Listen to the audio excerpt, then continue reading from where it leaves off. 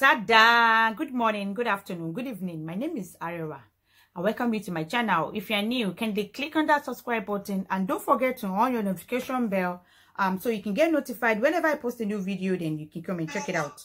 Also, this is a Yoruba and English channel, so major jinimuma sokaponi ibiba. Thank you guys for joining me once again. My name is Arema once more. Thank you for joining me. Welcome to Social Media Talk with Arema, where we analyze, all happenings off and on internet, social media, all social media, Gbeborin extravaganza. I'm above Nigeria Limited. Call me anyone you want to call me. Thank you guys for joining me once again. Today, happy weekend. Although the weekend has gone, but happy belated weekend. And don't forget, for any advert, any support, donation, or any other things towards the channel, or anywhere that you need, just chat me up. My number is going to be down below in the description box, and also I'm going to pin it in the comment section area. So thank you guys for joining me once again today. My name is Dara. If you are new, welcome. I hope you stay. And for the returning fans, thank you for stopping by once again today. So let's go. I have a Kogbon for us today, but before I get into that, let's talk about this very simple, information or happenings that we want us to debate. So let's move on.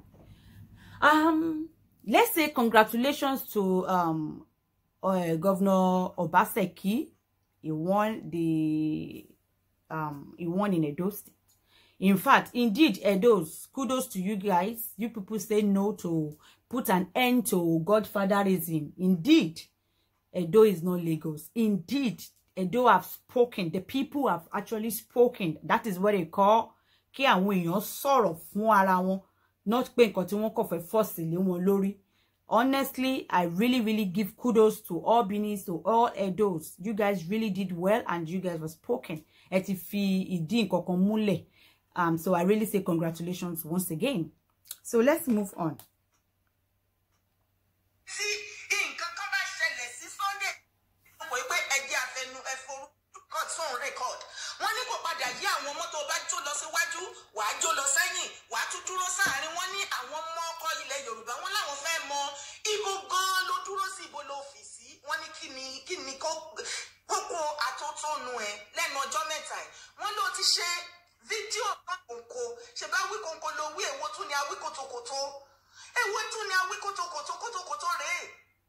Now, this is Dara. She's a speaker blogger like me, and she did a program today. Actually, she said some things about, to Akanda Oro concerning Chief Sunday Igboho. I'm only even going to talk about it because of Sunday Igboho that is being mentioned, in there. Now, Dara, in case you don't know, Shori Igboho, Chief Sunday, àti Awikonko, brothers ni wọ́n, ẹ̀gbọ́n àbúrò ni wọ́n. In fact, wọ́n fẹ́ family gan. Tó bá dé jókòó, tó bá gbọ́ nǹkan tí Akanda sọ, torí mi lọ gbọ́. Ọ̀rọ̀ wà nú ẹ̀. Ṣé rí ẹ̀yin àwa Yorùbá? Yorùbá bìdí yàn. Yorùbá táládé ogún, tátúládé ogún lọ́la. Yorùbá tá tí ò bá fúnra in brain, wọ́n padà, wọ́n tí ẹ̀ kóòtò, wọ́n sá padà lẹ́yìn ẹ̀. Tó bá advice ẹ̀gbọ́n ẹ̀ pé kàn ro rally, a nítorí gbogbo nǹkan tó ti ẹ̀ ń ṣẹlẹ̀ yìí kò tí pọ̀ jù. Ẹ ṣàfẹ́ ti Chief Sunday, ẹ fẹ́ tí, ẹ fẹ́ wá ọ̀run, because mo mọ̀ pé kankan ò lè ṣe wọ́n. Ẹ ṣàfẹ́ tí, ẹ ṣàfẹ́ create nǹkankan, ẹ fẹ́ wá ọ̀ràn sí lọ́rùn, ẹ fẹ́ fún ní orúkọ tí ò ń ṣe tiẹ̀. Kí ni àǹfààní rally? Wọ́n definitely Lagos State ò tiẹ̀ sọ bóyá àwọn fẹ́ ṣe rally kankan. Débi pé bóyá Ọ̀ṣun, àbí Òṣogbo, àbí Èkìtì, àbí Oǹdó. Kàṣà sọ pé bí tí rally yẹn gan tó ti ṣe kinní gan, ó dà pé Ìbàdàn náà ni, nítorí ti Chief Sunday náà ni. Now, tabawa ni koko ò ní ṣe wọ́n. Àmọ́ èyàn máa tún ro nǹkan kan ni. Àwọn ọmọ lẹ́yìn wọn ńkọ́, àbáwọn tó kọ wà lágbègbè yẹn tí bí a straight bullet lè lọ bá wọn bẹ̀ ńkọ́. nítorí wípé gbogbo revenue àwọn òkè ọya tá ń sọ àwọn Fúlàní tá ń sọ yìí wọ́n ti wà on standby already. Ìjà yìí dẹ̀kẹ̀rẹ̀ kò kí ń ṣe ìjà èèyàn kan. Odùduwà Republic, rally or no rally, it is not a one-man fight. And since we all are not coming together, nítorí wípé èmi ò rí pé bóyá a ti ready nǹkan tá ń pariwo lé lórí.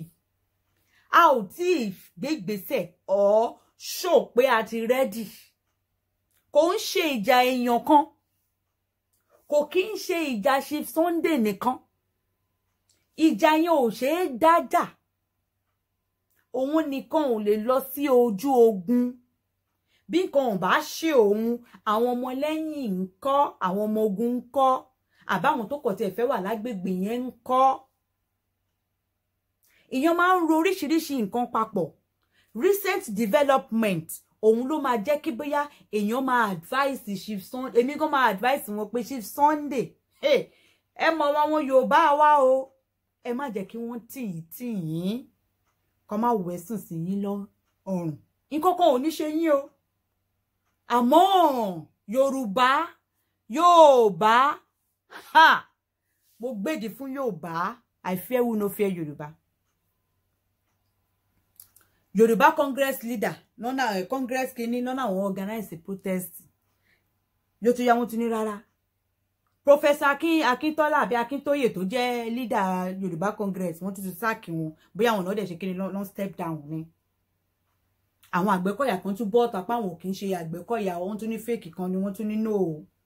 Àwọn youth kan wọ́n tún sọ pé Yorùbá youth this movement ní Ìwó, àwọn náà ti gbé placard, wọ́n tún gbé poster pé àwọn say no to Odùduwà Republic. Àwọn Yorùbá ní gbogbo nǹkan tí mo sọ kalẹ̀ yìí o. Àwọn Yorùbá ní gbogbo nǹkan tí mo sọ kalẹ̀ lẹ́ni ní ti Ìwó yẹn ṣẹlẹ̀ o. Lẹ́ni ní ti Ìwó yẹn ṣẹlẹ̀. Ṣé rí láàrin ara wa, a ṣe tẹ̀rí awareness. Mo ń bá mú mi sọ̀rọ̀ lẹ́ni. Àmọ́ kọ́ tá a sọ dé Odùduwà Republic, wọ́n ní kí ló ń jẹ́ bẹ́ẹ̀. Kí ló yẹ mọ́ Odùduwà Republic kí ló ń jẹ́ bẹ́ẹ̀, àwọn òtẹ̀ tí gbọ́ níbo lọ́n ti ń ṣe yẹn. Awareness yẹn little. 99% of 99.9% àwọn Yorùbá tó wà ní àwọn káàárọ̀ oòjíire Nàìjíríà wà láì wọn gbọ́ nǹkan tó ń jẹ́ Odùduwà. Ibi tó wà tó ti popular tí awareness yẹn ti wà òun ní orí internet àtàwọn tó wà labroad.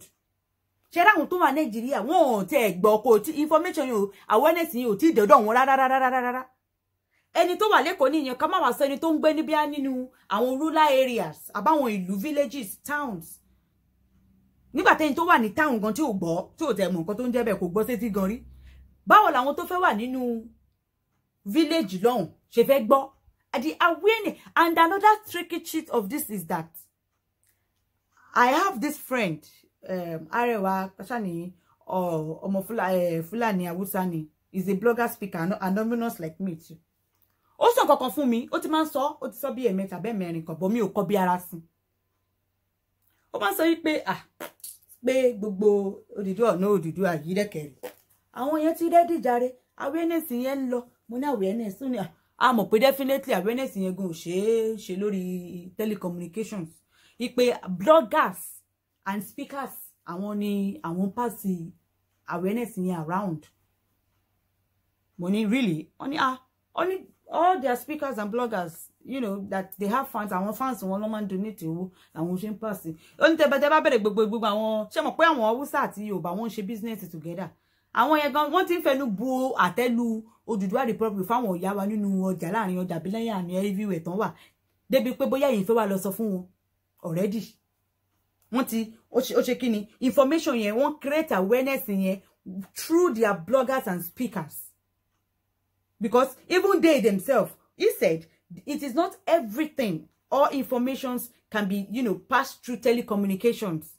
Òun làwọn, you know, anonymous bloggers and speakers come in handy. And I'm like, for real? Only, yes, now they need money for themselves. I'm like, really? But me ò count here. Mo ṣẹ̀ṣẹ̀ wá reason sí nísìn yìí gbogbo nǹkan tó máa ń sọ. Mo ṣẹ̀ṣẹ̀ ń rò ni. I'm just reasoning it now. But really? And it is true. We cannot even pass the awareness on any telecommunications in Nigeria because it is regulated and monitored. It is either we do this through, you know, the speakers and the bloggers, or we do door-to-door evangelism. And that is where the bloggers and speakers comes in handy with such. But kilonjebe, could say, àwọn speaker ti Yorùbá, ṣé wọ́n dáwọ́, ṣé empower, ṣé Yorùbá te empower blogger speaker ni for where?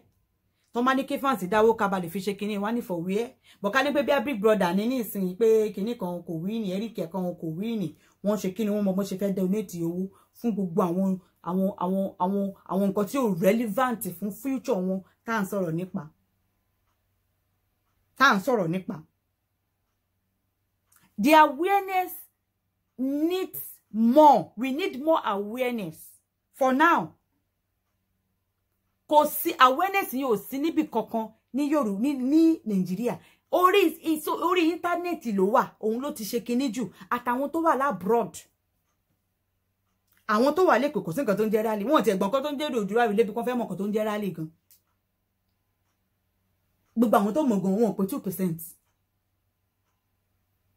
So rally yẹn ó yẹ kí rally yẹn ká ní pẹ̀lú wá pò ní. Ìjọ kan náà bó ṣe ń ṣe ní ìlú ilé wọ́n ṣe ní gbogbo ìlú wọ́n ti máa ṣe. In fact, èyí tó ń ṣe ní abroad, àwọn tó gbogbo bí tí Yorùbá bá wà abroad, káwọn náà máa tún pick date gan all over the whole world ká ṣe protest yẹn to once. Òun ni kò bá ti make sense jù. Àmọ́ ṣá ti ready. Ǹjẹ́ a ti ready rárá? Torí pre-plan la ṣì wà àti ìdè plan débi pé a fẹ́ execute plan. Àárín ara wa ò tiẹ̀ yéra wa gan in the first place. Àárín ara wa ẹnu wa ò kò síbì kan. Àwa náà la tún jẹra wa lẹ́sẹ̀ lẹ́yìn. Àwa la ní A, a tún máa ní B lọ́la. Are we really ready for this? Ṣé mọ̀ pé mi ò kí sábà sọ̀rọ̀ politics much.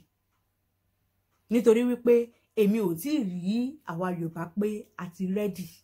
I don't see the signs in us that we are really ready. Àwa la máa ń dáṣọ bí iná bá jó ra ẹni tó jọ mọ ẹni tara ẹni là ń kọ́kọ́ pa. Àwa Yorùbá la máa ń dáṣà yẹn.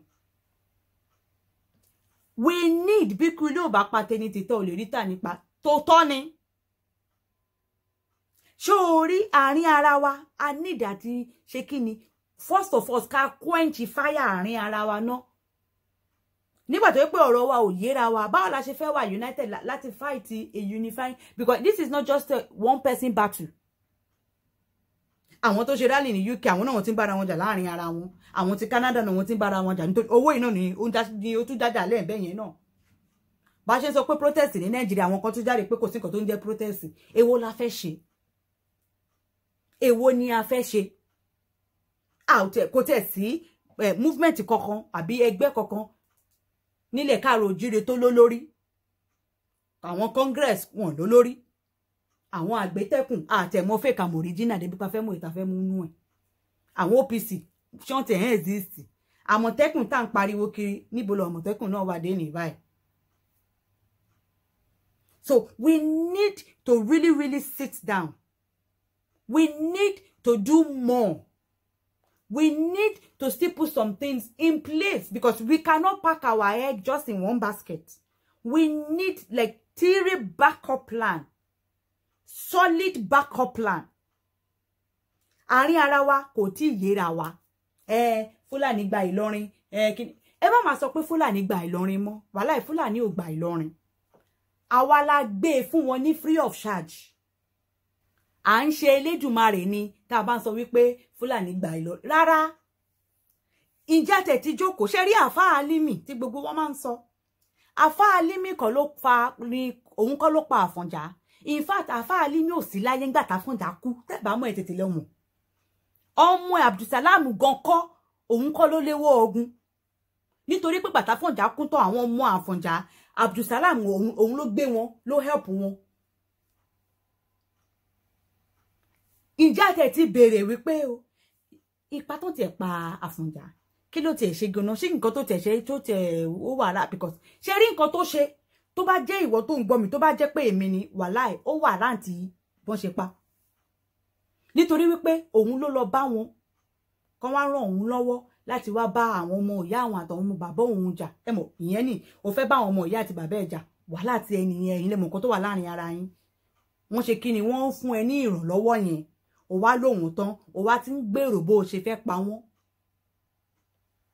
tó bá jẹ́ pé ẹ̀yin ń kọ́ ọ̀ tó bá jẹ́ pé mi ń kọ́ so pípa tí wọ́n pa Àfọ̀njá ẹ̀ṣẹ̀ tó ṣẹ̀ ó wà ráǹtì kí wọ́n pa á because òun ló lọ pè wọ́n wá fún help wọ́n help ẹ̀ tán ó wá ń lépa bó ṣe fẹ́ pa wọ́n kò yẹ kó rí bẹ́ẹ̀ so táwọn náà bá mú kalẹ̀ wọn ò tí ì jẹ̀bi ibi tó wá trickish sí ni wípé ṣáàtì ẹ̀ tí jókòó rò pé báwo làwọn yẹn gan ṣe mọ̀ pa Àfọ̀njá gan plan láti pa wọn náà ṣe mọ̀ pé wọn gbọ́ Yorùbá wọn ń ṣe Yorùbá wọn ń ṣọmọ káàárọ̀ òjíire ṣé mọ̀ pé ọmọ káàárọ̀ òjíire náà òun ló tún lọ ṣalámí fún wọn òun ló tún lọ ṣòfófó yẹn fún wọn pé Àfọ̀njá ń bọ̀ wá pa yín o ṣé mọ̀ pé Yorùbá náà ni ẹni náà òun ló lọ sọ fún wọn o òun ni èmi ò kí ń bá wọn máa sọ wípé bóyá àwọn fẹ́ máa ṣépè fáwọn kìíní pé wọ́n gbà lọ́rin ṣé tẹ̀rọ lọ́rin èmi ò kí ń fẹ́ máa fẹ́ ẹnu sí nítorí pé àwa tí a mọ̀tàn ló pọ̀ jù ń bẹ̀ ẹni tó bá mọ̀tàn kò ní máa sọ yẹn lẹ́nu Àfọ̀njá kọ́ Àfọ̀njá àbí Álímù kọ́ kò ń ṣe Fúlàní ni ó gba Ìlọrin by force by fire no we gave it to them on a platter of gold kò sẹ́ni tó máa rẹ́sẹ̀ wèrè tó ní bùtì ẹ̀ we gave it to them we created the space àwa la ṣílẹ̀kùn lẹ̀ wọ́n dẹ̀ kó wọlé kò dẹ̀ sẹ́ni tí ò ní kó wọlé tẹ́ni tó wá ṣílẹ̀kùn rú ẹ̀ lẹ̀ ẹ má jẹ́ ká tanra wa they did not forcefully collect it we gave it to them and the reason why we gave it to them that is our own edict not their own fault that is our own but because of our Yoruba we don't have this strength in us when it comes to okay we are so used to pointing fingers accusations excuses okay fẹ́ máa gbàgbé tá bá ti ṣe àṣìṣe. And we need to understand, we need to accept fortitude and not just accept, we need to absorb it. We need to absorb it, not just accepting. But we don't do that. Fúlàní ló gbà lọ́wọ́ wọn, Fúlàní ló gbà Ìlọrin. Rárá, Fúlàní ó gbà, àwa la gbé fún Fúlàní. Àwọn tẹ́ ti ẹ̀yin tẹ́ gbẹ̀sìn láàrin ayín, ẹ̀yin lẹ sọ di, ẹ̀yẹ ká sọ di kíní. Because bàtà fún ọ̀dàkútọ̀ Yorùbá ṣẹ̀ṣì ní plan. Wọ́n ṣì rí avenue láti gba ipò yẹn, but rárá. Instead of kí wọ́n gba ipò yẹn wọ́n ṣe kíni láàrin ara wọn wọ́n kógun máa jara wọn kiri kò dẹ̀ ṣe Haúsá ló lọ tú Ọ̀yọ́ ilé Yorùbá òun ló ní ó lọ ṣe kíni ló lọ ransack Ọ̀yọ́ ilé not Fúlàní àbí Haúsá tá ti máa ń sọ òun ló lead Yorùbá ló lead way that is the real history that they don't want you to know about. That is the real reason that they don't want you to know about. And it is entirely 100% Yoruba's fault, not these people. We created the avenue for them. And then when we realized that we made a mistake, instead of us to quickly rectify the mistake, no, we were busy fighting within ourselves. Gbogbo ọmọ ogun tó yẹ ká fi gbà nǹkan wá padà à ń ṣe kíni à ń lépa ara wa à ń kọ́ ọmọ ogun máa já ara wa kiri ni. So that is our own lapses, not their own. We never stood up to collect it. We were so busy consumed with fighting ourselves that we actually forget this. So it is entirely our fault. It is this same Yoruba people that sat and did meeting and said, let us turn this place, this town to Ìlú Ẹ̀sìn. Àwọn Yoruba ló ní wọ́n ṣe agreement yẹn. They did not take it forcefully like the way that they say it. No, they did not. We created it. Our large open floor down. And that is our own problem, not their own. But we don't want to accept where we made a mistake. And then we are not getting up to actually fight for it now. We just keep going back and forth, pointing fingers. That's just the basic truth. Awareness in your debi kokon. Ko de ibi kokon. Emi o de mo egbe ti Yoruba kini kon Congress, kini kon movement of kini kon. Kini ejo ki legbe npo si, ki lo ṣẹlẹ̀, ki lo dé. Ki lo ṣẹlẹ̀, ki ni ó dé. Kò lè jẹ́ yọ̀kan ni. Congress tá ti mọ̀ náà nísìnyí wọn ló lórí ẹ ti sákì olórí yín. Àwọn Àgbẹ̀kọ̀yà àwọn yẹn náà ń ṣe bí dìdìnrín kiri. Which way Yoruba? Which way? We need to sit and strategize. We need 3 solid points. We cannot put our eggs in one basket. Ìyẹn lọ bẹ́ẹ̀. Kí n tó bọ́ sí ti ọ̀rọ̀ kí tó bọ́ sí ti ọ̀rọ̀ Fèyí Kọ́gbọ́n mo fẹ́ sọ nǹkan kan nípa Maureen Bádéjọ. Mo lérò wípé one or two of us máa mọ̀ ẹni tó ń jẹ́ bẹ́ẹ̀.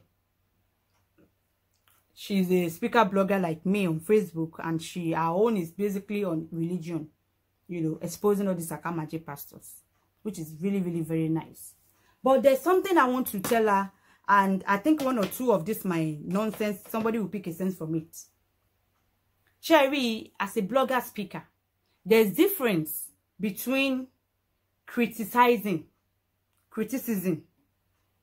allegations, allegedly, and accusations. Normally, as a speaker blogger, a case they brought to you, or a case that is everybody talking, or you want to treat, always practice mama, add sentiment. Do not take anything personal, because if you take it personal, when you will shift from normal criticism that you're supposed to do, or because all allegations are innocent until proven guilty. So allegation, criticism, only normal blogger, this thing. Now, to bat in the accusations, anybody that you want to accuse, that person, under the fundamental right, he or she have every right, is either to take it up with you or just overlook it. Now, what the person will do, you cannot predict. So for that reason, before you start accusing, before you shift from normal allegations or criticism to accusations, you should be very, very important and very, very be careful of what you're accusing on, if you have a solid, evidence to back it up in case of incasity. And do not forget that whatever you are calling evidences that you are putting on social media, unless the lawyer that the other person wants to take, is just any lawyer to kulori. Because everything that is on the internet that you think, or on on social media that you think it is evidence, or eventually, if the case goes through, if the person takes up with you, I'll sue you to court or something like that, that you present it as evidence, the judge will dismiss it. It's going to be dismissed because it is already out there. It can be doctored, it can be flickered, it can be altered, or already Otumawa altered in one way or the other. And especially, you do not accuse someone if the person that gives you the job, or the job you are treating, it's not as if the person have want justice. Sometimes clients bring cases that they just want to create awareness out there. Simple. And as a blogger, if that is the case, you will know how to present it. Oh, they might take care personal, because to batin take care personal, to batin ma shift kúrò nínú criticism àbí allegation, to ma shift sí accusations. Oh, ni mo, o de lè ṣe kíni, o lè fẹnu lọ já, o lè sọ̀rọ̀ tí kò yẹ kó sọ, o lè step on toes, so yẹ kó step on toes. Oh, de mo àwọn tó as in toes to ba step on, or tó bá tó yẹ kó sọ yẹn. Ṣé mọ̀ pé ìyẹn nísìnyí ẹni no, o lè fẹ́ take up, o de lè má fẹ́ take up, o lè predict nǹkan tẹ́ni yẹn fẹ́ ṣe. So you need to be very, very careful. And once again, Maureen, you are getting carried away with your job. You are really getting carried away with it. And fame, ó máa ń pa àwọn kan rìn, ó dẹ̀ máa ń rin àwọn kan mọ́lẹ̀ tí ò bá careful. You know what you are doing. You are actually, Maureen, this is, you have good script, but sometimes it is, you present, poorly sometimes. You are even gradually demonstrating a bully tendencies. And gradually you are becoming, something as a beast who cannot tolerate an opposing view. See, fame is a beast which can easily destroy its rider. Remember the case of Daddy Freeze. At the end of the day, is not actually tolerant to an opposing views. At the end of the day, what happens? Because I noticed that in your show, anybody that probably have an an opposite of opinion concerning whatever you are talking about, you don't actually, you are not tolerant to opposing views. And you need to be tolerant of opposing views. If you believe or claimed that you are just creating awareness, you are liberating people, you should be open to criticism. Because you are criticizing somebody, you should be open to even yourself getting criticisms. And you should be tolerant of even negative or positive responses. You should be tolerant to it. But you are, you are like everybody. I'm like blah blah blah. You are the fame is consuming. Indirectly now it is consuming you. It is consuming you. Be open and tolerant to other views. If you truly, it is liberation that you claimed allegedly that you are doing, you should be open to opposing views. That is how you will know awareness or awareness to liberate and people here. You can win your sorrow. Always be open to another view and be careful of fame. Accusations, do not move to accusations. Stay on normal criticizing and allegations. It is not everybody. Look at the case of this boy that you treated with Genesis. The boy later came out and said, no, you did not say that. Look at Fumilawa. Lots and lots of things like that. Justice. You should be very, very, that's why you need to interview anybody that's bringing job for you. So you know how to present it. And do not take anything personal. Do not take anything personal. Now, for today's Feyi Kogbon, this allergy came to us to help him that. He's married. His wife have 2 kids for him. So the wife went to, all these human rights people that her husband actually, got another lady outside to that be a momeji. Meanwhile, the man suffers. She said her husband suffers, what's they called? Low sperm count. Already before then, remember that she has 2 kids for her husband. And 10 years after that, she's not getting pregnant. They diagnosed her and everything. She said, doctor had to diagnose her husband and said that her husband have low sperm count. Now, funny enough, according to her, that you have I'm not getting pregnant, and then another woman is having kids for you outside. That how come that definitely those children, they are not her husband's children, that she wants her husband to do DNA for those children that the other woman, bought for him outside. She took allergy to human rights. Allergy said his own. She said, okay, no problem. Now, when allergy is now taking the kids there to, to do the DNA, allergy, the other woman that bought him the other 2 children outside did not come with him. So it was it was he and one of his brother that took the. So Allergy now took both the wife 2 children and both the other woman outside 2 children, 4 of them, to do the DNA at the same time. In case of incapacitating, if the woman owned that the wife is fighting about that is not his child, is actually his child. So that tomorrow in the future, those children will not be feeling somehow. I guess that's the reason why Allergy said he took all the 4 children to the DNA. They did DNA. Now, when the DNA result came out, guess what? It turns out to be out of the 4 children, it is just 2 that is Allergy's child. Just 2 only. What I'm telling you is from Allergy's brother that told me that. He just wants to hear other views concerning it. Now that those 4 children, it is just 2 that is Allergy's child. How? Now, the first wife, the normal wife that fought, that made wala, that Laila, you must do and those children are not your own, this and that. Out of the 2 of our own children, it is just 1 that is Allergy's child. The other woman outside that bought 2 children, it is only 1 that is Allergy's child in that one too. Very weird, and that's the irony of it. It sounded funny, but this is a true life story. So, ọmọ kan péré ìyàwó tó lọ jà pé obìnrin tó bímọ fọ́kọ òun níta àwọn ọmọ yẹn kò ń ṣọmọ ọkọ òun torí ọkọ òun ní low sperm count. Òun tó ń wálé ònòyún. Àṣé o, nínú ọmọ méjèèjì tóun náà bí fọ́kọ àṣọmọ kan ní tọkọ ẹ̀ obìnrin tó ń torí ẹ̀ máa jà kiri nínú òun náà dẹ̀kẹ̀dẹ̀ tó wà ń ta náà nínú ọmọ méjì tí yẹn bí fàlájì ẹ̀yọ̀ kan péré ni tàlájì nínú ẹ̀ ọ̀rọ̀ bá di wò mí ń wẹ̀ ó gbẹnu tán. What is going on? What is not going on? The woman started fighting. Kinikan. Maybe they use juju to change the DNA result of her child. Blah blah blah. Alaji is the owner of the child.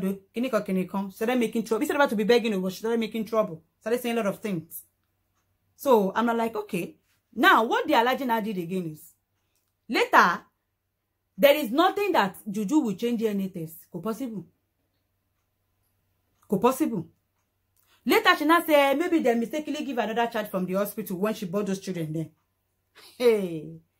So they advised Alaji to, you know, if it is truly that maybe the hospital gave another child, that kind of share DNA or the woman with the child, that they should do the DNA, the woman, the wife, and the child, the said child that the wife is claiming that maybe they mistakenly gave him another child in the hospital when she gave birth. That definitely, if truly it was the mistake or it's another child, that means as the DNA is negative to Alaji, it will definitely be negative to the woman as well. But when they did it, it was actually positive for the woman. So definitely, the hospital did not make a mistake or mix up the baby. So it is actually a child, but not Alaji's child. Now, Alaji Bani Wipeo, please you, what should he do now with what is going on? Ṣé kò ń gbà àwọn ọmọ yẹn kò ń kúkú máa fẹ́ àwọn ìyá wọn lọ ni. Bó tó bá dọ̀la tán bá àwọn tó lọ mọ bá náà fẹ́ gbọ́n ọmọ wọn ń kọ́. Ipe táwọn bá jẹ́ àbúrò yín, if he's your brother, your senior brother, younger brother, or your relative, what advice, or you are the one, is this true?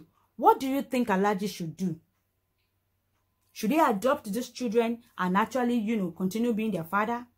What about tomorrow if their real father now comes along that wants to take his children?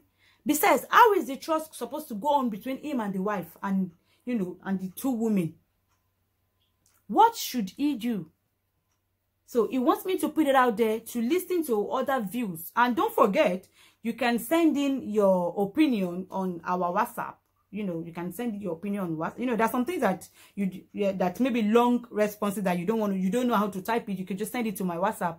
I'm gonna, you know, forward it to him to listen to other opinions and, you know, thoughts concerning this. And then we're going to check in katufi gbayewo katu kogbon nínú tiyen o ikon ṣẹlẹ̀ ibi tó bá ṣẹ̀ sí ní kan ló mọ̀. So thank you guys for joining me today. I hope to see you in the next one. Bye.